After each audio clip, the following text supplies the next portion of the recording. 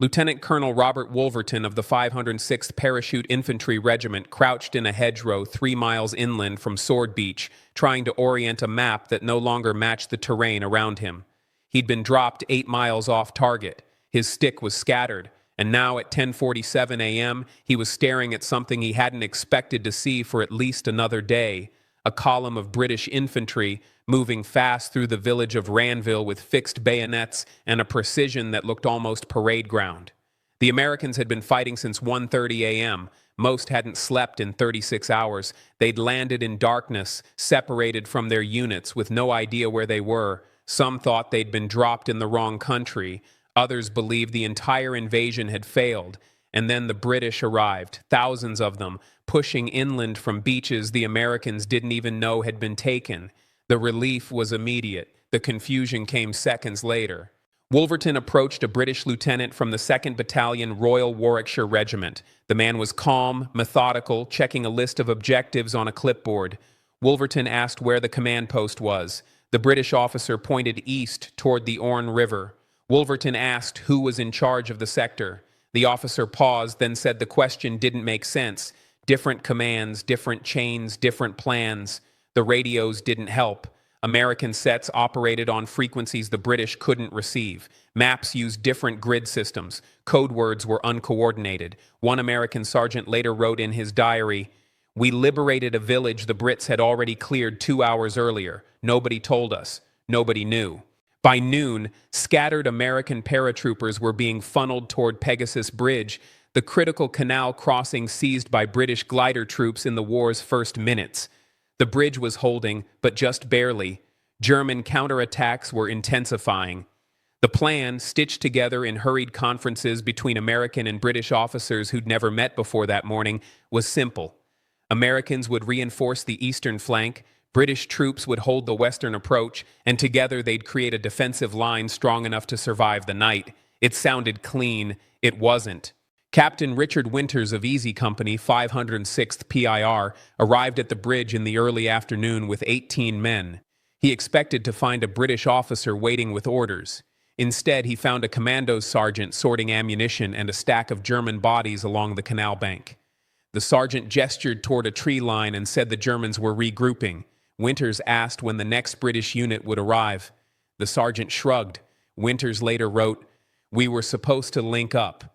Instead, we just started fighting next to each other and hoped it worked." The first real test came at 3 p.m. A German probe, 2 companies from the 21st Panzer Division, pushed toward the bridge from the south. British troops held the left. Americans held the right. There was no time to coordinate fire lanes or signals. The fighting was close, brutal, and over in 20 minutes. The Germans pulled back. The line held. But the casualties exposed the problem. American wounded were being treated by British medics using different medical supplies. British stretcher bearers didn't know where American aid stations were. Ammunition wasn't interchangeable. Grenades had different fuses. Even the rations were incompatible. American K rations and British compo packs, neither side willing to trade. One American private from the 82nd Airborne, interviewed decades later, remembered the strangeness of it. They talked different, fought different, even loaded their rifles different, but they didn't run, and neither did we. By dusk, the line from Sword Beach to the Orne River was holding, not because of planning, but because thousands of men from 2 armies decided to make it work. Eisenhower's headquarters received the first reports just after 8 p.m. The message was terse. American and British forces in contact, defensive positions established, situation unclear. What wasn't unclear was the cost. Over 200 American paratroopers had been killed or wounded in the first 12 hours. British casualties from Sword Beach exceeded 600, and the German counterattack everyone feared, the one that could split the invasion force and drive them back into the sea, was building in the darkness just beyond the perimeter. The 2 armies had met. Now they had to survive the night together. The city sat 3 miles inland, clearly visible from the British positions by dawn on June 7th. Caen, a critical road junction, rail hub, and D-Day objective, was supposed to fall on the first day. It didn't, and Major John Dalgleish, an American liaison officer attached to British 3rd Infantry Division headquarters, was starting to understand why. The British weren't attacking, they were consolidating. Dalgleish watched as British engineers laid communication wire, artillery batteries registered targets, and supply trucks moved methodically forward from the beaches. The infantry dug in. Armor waited in reserve. Orders were checked, rechecked, and confirmed through multiple command levels. It was professional, it was deliberate. And to Dalgleish, trained in the American doctrine of speed and aggression, it felt agonizingly slow. He sent his first report to V Corps headquarters at 9 a.m. British forces have halted advance approximately 2 miles short of Caen. Enemy resistance moderate. British awaiting armored support before resuming. What the report didn't capture was the growing frustration among American officers watching the British method unfold. The Americans had been taught to exploit success immediately, to push hard while the enemy was off balance. The British approach, shaped by 5 years of war, North Africa, and hard lessons about overextension, prioritized coordination over speed. Neither side was wrong, but neither understood the other. By the afternoon of June 7th, German reinforcements were flooding into Caen. The 21st Panzer Division, which had pulled back the night before, was now entrenched in the city's northern suburbs. The 12th SS Panzer Division, Hitler Youth fanatics with fresh equipment, was moving into position from the south. The window was closing. Major Dalgleish attended a British planning conference that evening. The mood was tense. British commanders knew Caen was slipping away, but they refused to launch an unsupported attack. Armor was still bottlenecked on the beaches. Artillery ammunition was limited. Air support was grounded by weather. The decision was made: consolidate the current line, build up strength, and attack when ready. Dalgleish's second report was blunter. British have postponed Caen assault indefinitely. Enemy strengthening. American units in sector requesting permission to advance independently. That permission never came. Eisenhower's strategy required the British to hold the eastern flank and draw German armor away from the American sector. Caen was the hinge. Losing it meant collapsing the entire invasion plan, so the British dug in and the Americans, assigned to support the British left flank, dug in with them. The first joint attack came on June 9th. A mixed force, British infantry from the Royal Ulster Rifles and American paratroopers from the 82nd Airborne, pushed toward the village of Saint-Honorine, 2 miles northwest of Caen. The plan called for British tanks to break through German positions while American infantry secured the flanks. The tanks never came. A German anti-tank screen, 5 88mm guns hidden in a tree line, knocked out 4 British Shermans in the first 6 minutes. The British armor commander ordered a halt. His tanks pulled back to regroup, but no one told the American infantry. They kept advancing, expecting the armor to be right behind them. Private James Gavin, pinned down in a drainage ditch under machine gun fire, later told an army historian, "We kept looking back for the tanks. They weren't there. We were out in the open and they just stopped." The attack stalled. 12 Americans were killed. 23 were wounded. The British lost 16 men and 6 tanks. By nightfall, both units were back where they started. Blame spread fast. American officers accused the British of being too cautious, of abandoning infantry under fire. British tank commanders fired back, pointing out that unsupported armor advances were suicide, a lesson they'd learned in the desert while the Americans were still training in Louisiana. One British captain, writing home 3 days later, called the Americans brave but reckless, with no understanding of armored warfare. The reports reaching Eisenhower's headquarters painted a picture of 2 armies struggling not just with the Germans, but with each other. Caen remained in German hands. Rommel's panzers were arriving in force, and the invasion, barely 72 hours old, was grinding into the kind of attritional fight Eisenhower had desperately wanted to avoid. Major Dalgleish sent his final report on June 10th. It was a single line: "Caen will not fall quickly. Recommend adjusting expectations." The British would fight for that city for 33 more days, and every one of those days, American officers would watch, wonder, and quietly ask themselves if their allies still had the strength to win. The flanking maneuver looked perfect on paper. British 7th Armored Division, the famed Desert Rats, would swing wide around Caen's western edge, punch through the gap at Villers-Bocage, and cut the main German supply route. American reconnaissance units from the 2nd Armored Division would screen the right flank and provide intelligence. Speed was critical. Surprise was everything. At 8 now a.m. on June 13th, the lead elements of the British 22nd Armored Brigade rolled into Villers-Bocage unopposed. The town was quiet. Civilians waved from windows. Reconnaissance reported the road ahead clear. Lieutenant Colonel Arthur, Viscount Cranley, commanding the lead squadron, ordered his Cromwell tanks forward in column formation along the narrow main street. Captain William Hart of the U.S. 2nd Armored Division watched from a hilltop position 300 yards east. His reconnaissance platoon had been assigned to monitor the British advance and relay updates. Hart's radio man was already transmitting, "British armor entering Villers-Bocage. No enemy contact. Advance proceeding as planned." The message was still going out when the first British tank exploded. SS Obersturmführer Michael Wittmann, commanding a single Tiger tank from Heavy SS Panzer Battalion 101, had been waiting in a concealed position on the ridge above the town. He'd watched the entire British column move into the killing zone. At 8:14 a.m., he fired. The lead Cromwell disintegrated. Wittmann's gunner traversed left and fired again. Another hit. The British column, trapped in the narrow street with buildings on both sides, couldn't maneuver, couldn't reverse, couldn't deploy. Wittmann rolled forward, firing methodically. Tank after tank erupted in flames. Captain Hart grabbed his binoculars. What he saw would haunt American-British relations for months. The British weren't fighting back. They were dying in place, unable to locate the threat, unable to return fire. In 9 minutes, Wittmann destroyed 12 British tanks and 13 half-tracks and transport vehicles. The few crews that bailed out were cut down by German infantry emerging from buildings. Hart's radio man kept transmitting, his voice rising. "British column under heavy attack. Multiple vehicles destroyed. Request immediate support." But support was miles away, and Wittmann wasn't finished. He drove his Tiger into the center of Villers-Bocage, hunting down the remaining British vehicles one by one. A British Sherman Firefly, the only tank with a gun capable of penetrating the Tiger's armor, finally got a shot. It missed. Wittmann's return fire didn't. By 8:29 a.m., 15 minutes after the ambush began, the British spearhead was annihilated. The survivors retreated in chaos. Burning vehicles blocked the streets. Wounded men crawled between buildings.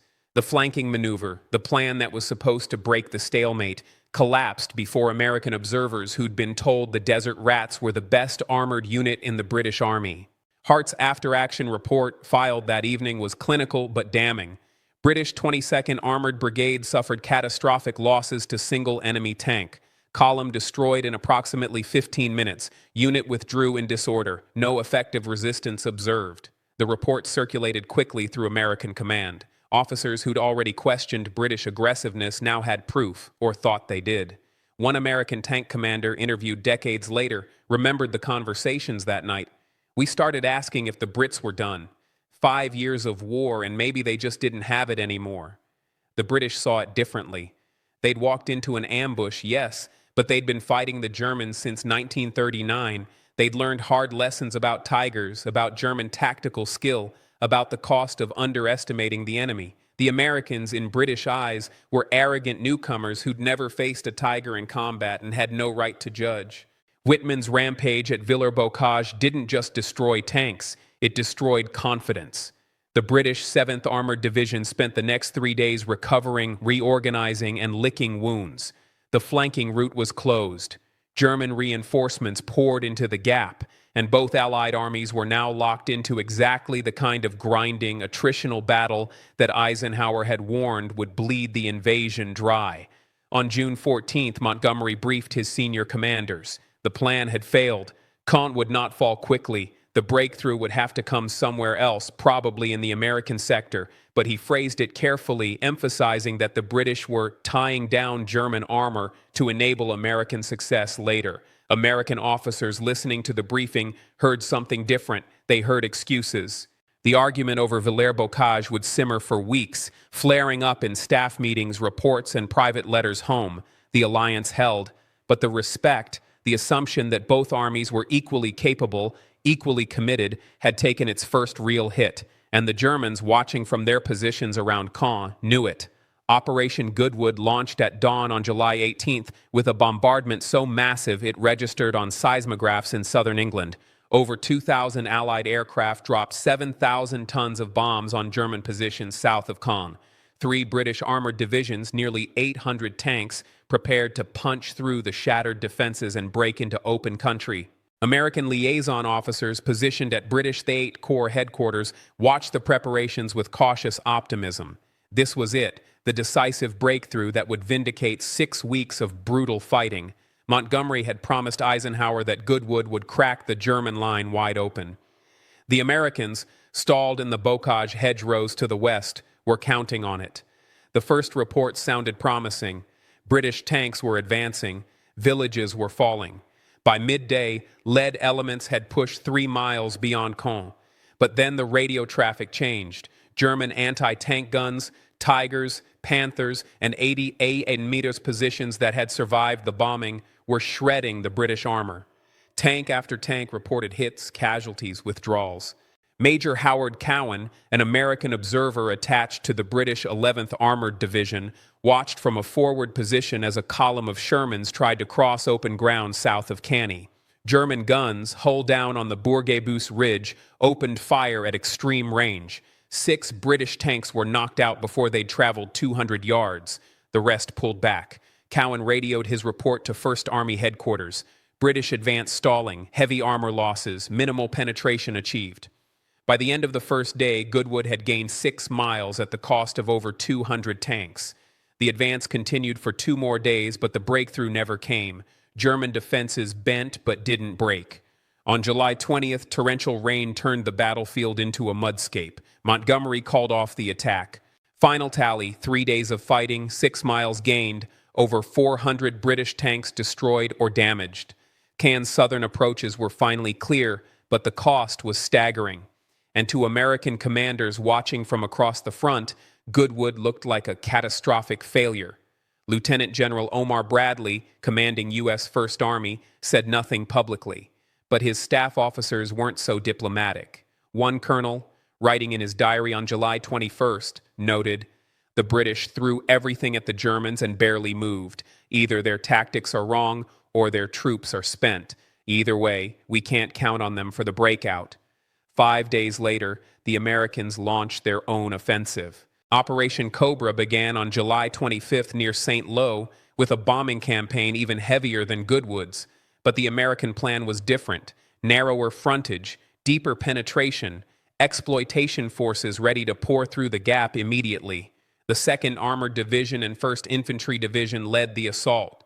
Within 24 hours, they'd broken through. German defenses, already weakened by weeks of attritional combat with the British, collapsed under the American hammer blow. By July 27th, American tanks were racing through open country. By July 30th, they'd taken Avranches and turned the German flank. The breakout, the moment the Allies had been fighting for since D-Day, belonged to the Americans. The contrast was brutal and impossible to ignore. British Goodwood, 3 days, 6 miles, 400 tanks lost. American Cobra, 3 days, 30 miles, the entire German front shattered. Eisenhower called it the turning point of the campaign.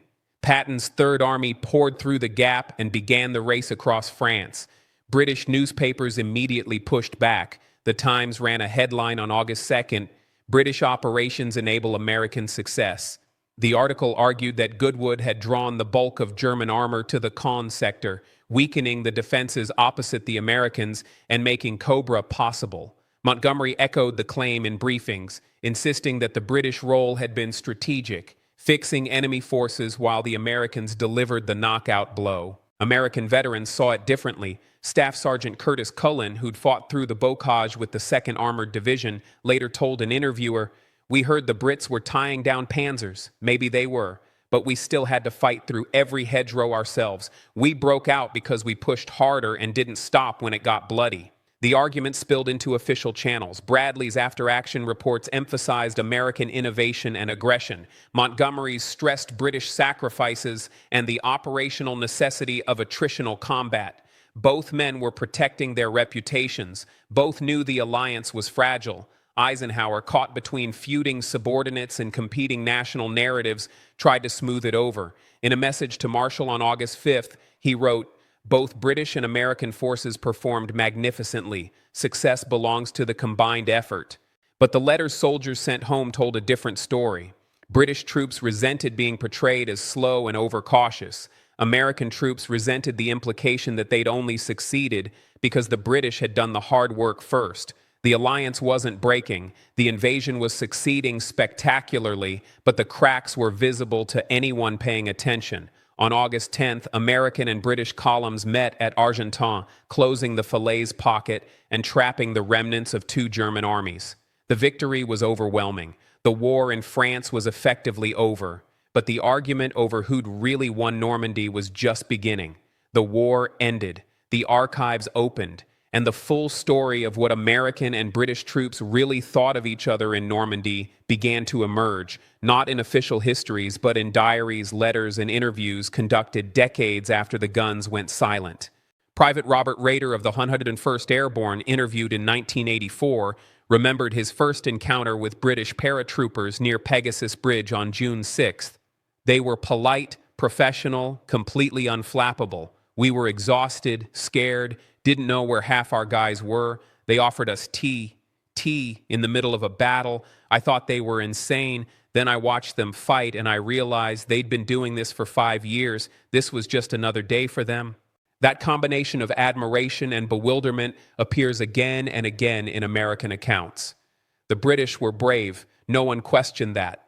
But their methods, their pace, their insistence on proper procedure, even under fire, frustrated American officers trained to move fast and improvise. Major General James Gavin, commanding the 82nd Airborne, wrote in his memoir, "The British fought with a deliberation that came from experience. We fought with an aggression that came from being new. Neither approach was superior. Both were necessary." British perspectives were equally complex. Sergeant Arthur Heal of the Royal Engineers, in a letter home dated July 3rd, described working alongside American troops near Caen. "They're keen lads, no doubt about it, full of energy and confidence, but they don't listen. We try to warn them about German tactics, about how the 88s work, about why you don't bunch up in open ground. They smile, nod, and do it anyway. Then they learn the hard way, and we're the ones pulling them out." That tension, American inexperience versus British exhaustion, defined the relationship throughout the campaign. American commanders saw caution where the British saw wisdom. British officers saw recklessness where the Americans saw initiative, and both sides documented their frustrations extensively. After-action reports declassified in the 1970s revealed the operational friction in stark terms. A British 8-Corps intelligence summary from June 15th notes, "American units display commendable aggressiveness, but lack understanding of coordinated armor infantry tactics. Recommend additional liaison and joint training."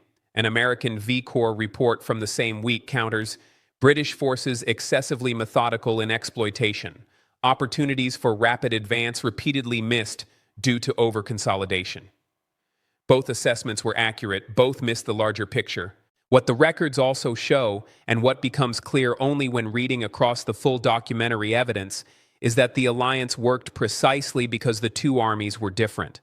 The British tied down German armor around Caen, enabling American breakout operations in the West. American aggression drew German reserves away from British sectors, giving Montgomery room to maneuver. Neither could have succeeded alone. Eisenhower understood this better than anyone. His private correspondence, released after his death, reveals a supreme commander constantly managing egos, smoothing tensions, and redirecting blame away from the coalition itself. In a letter to Marshall dated August 12, 1944, he wrote, "Montgomery and Bradley will never be friends. The British and Americans will never fight the same way. My job isn't to make them like each other, it's to make them win together." He succeeded, but the cost was constant diplomacy, endless compromise, and a willingness to let both sides claim victory. The cultural clash extended beyond tactics. British soldiers mocked American informality, their lack of military tradition, their habit of calling officers by first names. Americans found British-class distinctions absurd, their deference to rank stifling, their tea breaks in combat incomprehensible. One American sergeant, asked in a 1992 interview whether he'd respected his British counterparts, paused before answering, "Respect? Absolutely. Like? Not really. We were too different. But when it mattered, when the Germans were coming, we fought for each other. That's what counted." The final proof of the alliance's effectiveness came not in Normandy, but in the 11 months that followed. American and British forces advanced across France, Belgium, Holland, and into Germany itself, arguing the entire way. They quarreled over strategy, supply priorities, command arrangements, and credit for victories. But they never stopped fighting, and they never broke apart. Captain Charles MacDonald, a company commander with the 2nd Infantry Division who fought from Normandy to the Elbe, wrote in his post-war memoir, "We learned to fight alongside the British. We never learned to fight like them, and that's probably why we both made it to Berlin." The meeting on D-Day wasn't the beginning of a friendship. It was the beginning of a partnership, grudging, competitive, often resentful, but ultimately unbreakable. Two nations, two armies, two entirely different ways of war, forced together by necessity and held together by something stronger than affection, mutual survival. 80 years later, the alliance endures. Not because Americans and British always agree, but because they learned in Normandy that winning together matters more than fighting alike.